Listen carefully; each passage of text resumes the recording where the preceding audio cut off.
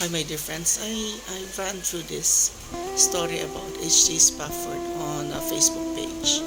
And he's the writer of the song It Is Well With My Soul. And this is a very famous hymn. You can Google it for the melody and how to sing it. Nevertheless, here's his story. The writer, not the composer of the music, this one. So I was browsing to Facebook and I saw this Adventist Youth Disciple Ministry. And here it is the story of the writer, It Is Well With My Soul.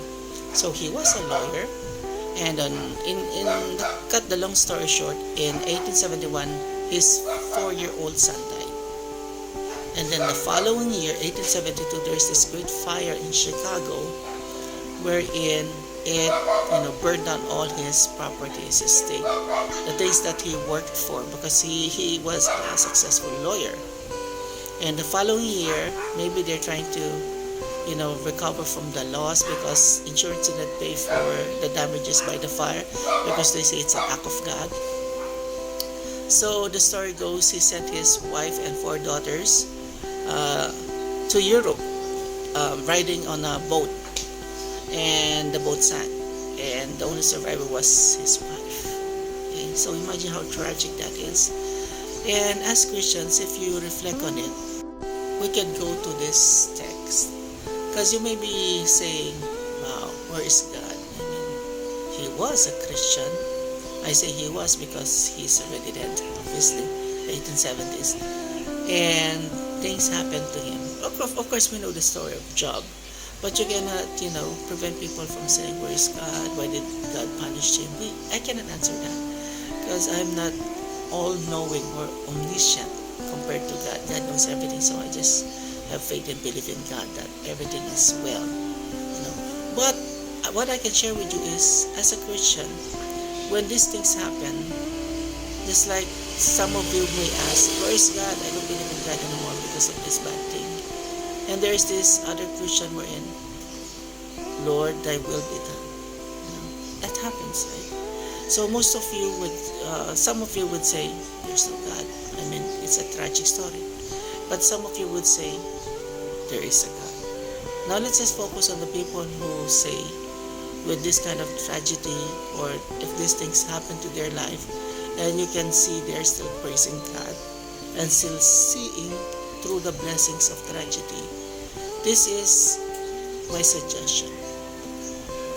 This is how a Christian prepares in everyday life, because you do not know what tomorrow will bring. Remember the verse that I shared with you? So what we do is we do our best each day to what? To be strong in faith, because tomorrow may bring tragedy or sadness or heartaches. So how are you going to be strong so that when tragedy struck? Imagine, Spafford wrote this beautiful song even if he had this pain in his heart, because he still believed in God after that. And each Christian should be that way, my dear friends. So let's try to build our relationship with God every day, so that when things go south or wrong, or it did not go according to plan, we can still praise God. So let's go through this text. You may participate in the divine nature, having escaped the corruption in the world caused by evil desires. Okay, meaning, we can escape temptation and sin, my dear friends. Because when you doubt God, that's sin. That's sin in the, what you call, ultimate level, maybe, because you doubt God. But sometimes we go through that because of pain and suffering. The important thing is the ending. We end with a faithful heart. So it says there, you may participate in the divine nature. This is Peter's ladder. You can read it in the book of Peter. Participate in the divine nature, meaning you can manifest the character of God, and you can escape from the corruption of wickedness. It's true, my dear friends, Christians. You can have righteous and healthy relationship with God. We can be separate and not partake from what?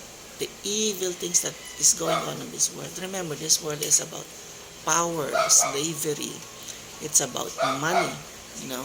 And there's nothing wrong with that as long as it's acquired in what? In God's way. In what you call, in a good way. And then when we exercise wealth, or we spend wealth, we exercise power, we do it in accordance with God's will. That's nothing wrong.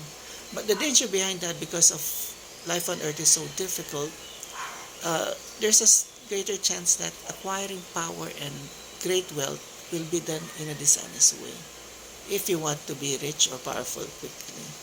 So we stay away from that. How can we prevent ourselves again? Let's go back to the text. In partaking these evil desires, we have to have, or convince ourselves, or say to ourselves, I have to give myself to God. I have to make sure that I have this daily devotion, prayer, Bible study, listening to good music. And I have to do this effort of faith. First is, it's called the Peter's ladder. Goodness.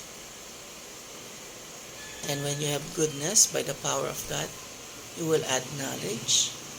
Knowledge of the scriptures, because you want to learn more on how you should handle situations. Because the Bible tells us of certain lessons in life where we can use in everyday dealings or everyday situations. So from knowledge, you can add self-control by the power of God. And then you can add perseverance, godliness, mutual affection, and let's go here, love. So these are just a few suggestions, but you see there's this progressive development of self spiritually. That's very important, and that happens every day. It doesn't happen overnight, my dear friends. So when adversity comes, when problems comes, because you have been developing yourself in goodness, in knowledge, in self-control, then when you're struck with hardships, definitely you will be like Sir Spafford. You can definitely say, it is well with my soul, because you have the peace of God.